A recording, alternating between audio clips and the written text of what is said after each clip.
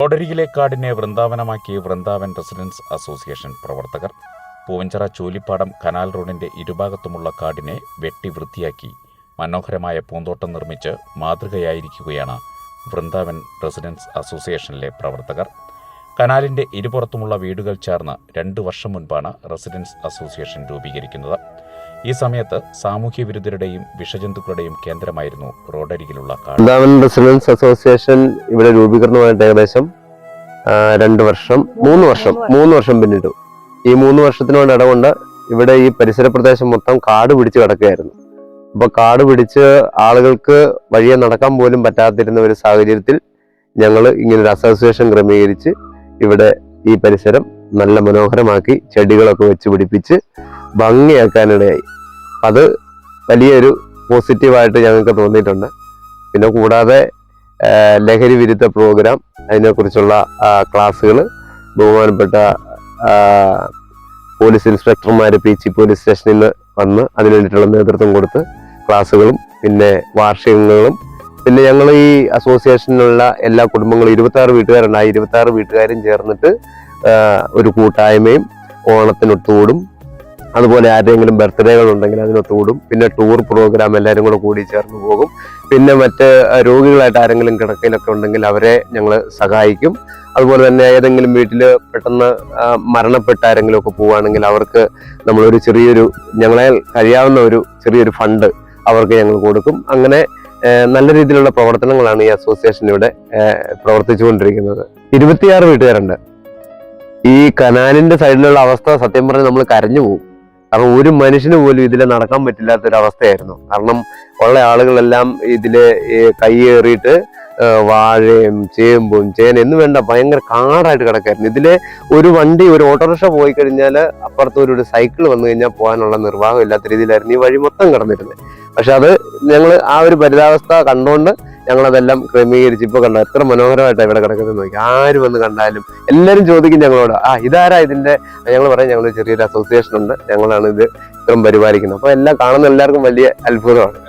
അതെ, വൃന്ദാവനം എന്നാണല്ലോ ഞങ്ങളുടെ അസോസിയേഷന്റെ പേര് തന്നെ. ഞങ്ങളപ്പോ ആ ഒരു ഉദ്ദേശത്തോടുകൂടി തന്നെയാണ് വൃന്ദാവനം ഇട്ടിരിക്കുന്നത്. അപ്പൊ ഇപ്പൊ അതിന്റെ സ്റ്റാർട്ടിങ് പോയിന്റ് ആയിട്ടുള്ളൂ സത്യം പറഞ്ഞാല്. ഇവിടെ ഞങ്ങളിപ്പോ ചെയ്തിരിക്കുന്ന ഈ ചെടികള് യുജീനിയ എന്ന് പറയുന്ന ചെടിയാണ്. അത് നല്ല കോസ്റ്റ് ആയിട്ടുള്ള ഒരു ചെടിയാണ്. ഞങ്ങൾ ഒരു മൂട് തന്നെ വാങ്ങുമ്പോൾ 200-250 രൂപ വിലയുണ്ട്. അത്ര വലിപ്പത്തിലാണ് മേടിച്ചത്. അപ്പൊ അതിന് ഞങ്ങൾ ഓരോ വീട്ടിൽ നിന്നും ഓസ് ഈ റോഡിന്റെ അടിയിൽ കൂടെ നന്നാക്കുന്നതിന് മുമ്പ് തന്നെ പൈപ്പിട്ട് ഓരോ വീട്ടുകാരും അത് നനച്ച് ക്രമീകരണമാണ് ഇത് പരിപാലിച്ചു പോകുന്നത്. സത്യത്തില് നല്ല വലിപ്പം വെക്കുന്ന മരമാണ്.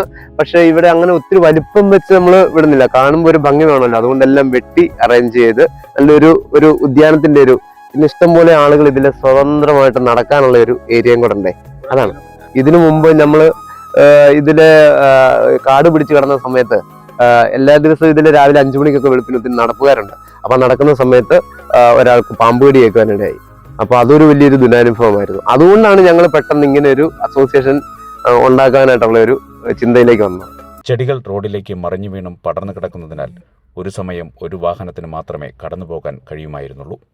ഏറ്റവും ഒടുവിൽ പ്രഭാത നടത്തത്തിന് പോയ നാട്ടുകാരിൽ ഒരാളെ പാമ്പ് കടിച്ചതോടുകൂടിയാണ് ഇവർ ജാഗരൂകരായത്. റെസിഡൻസ് അസോസിയേഷൻ രൂപീകരിച്ചതിനു ശേഷം ആദ്യം ചെയ്തത് മണ്ണുമാന്തി യന്ത്രം ഉപയോഗിച്ച് റോഡിന്റെ ഇരുവശത്തുമുള്ള കാട് പൂർണ്ണമായും നീക്കം ചെയ്ത് മണ്ണ് നിരത്തി പൂന്തോട്ടം നിർമ്മിക്കുകയായിരുന്നു.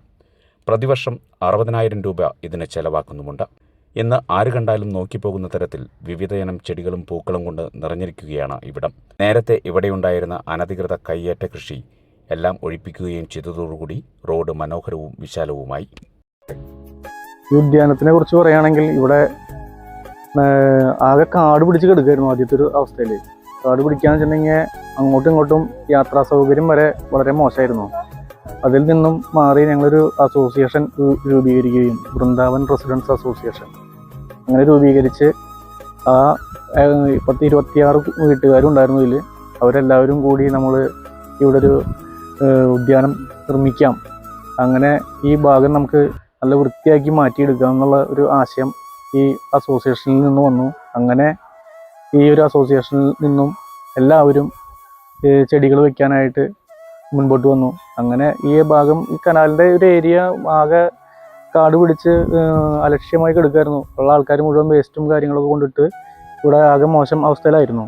അപ്പോൾ അതിനൊക്കെ മാറ്റി ഞങ്ങൾ നല്ല രീതിയിൽ ഇപ്പോൾ മുൻപോട്ട് കൊണ്ടുപോയിക്കൊണ്ടിരിക്കുന്നു.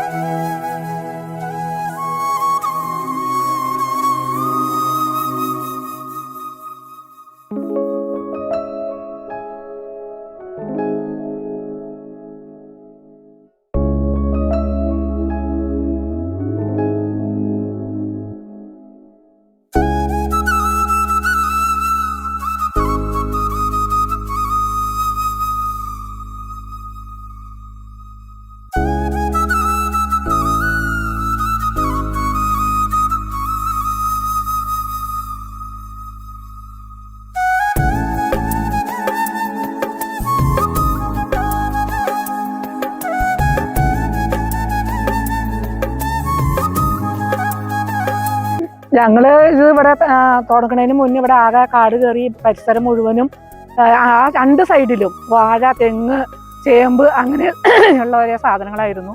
അതിനെല്ലാം വെട്ടിക്കളഞ്ഞ് ഞങ്ങൾ നല്ല രീതിയിൽ തന്നെ ഇത് പ്രവർത്തിക്കാനാണ്, ഇത് മുന്നോട്ട് കൊണ്ടുപോകണം എന്നുള്ളൊരു ആഗ്രഹത്തിലാണ് ഞങ്ങൾ ചെയ്യണത്.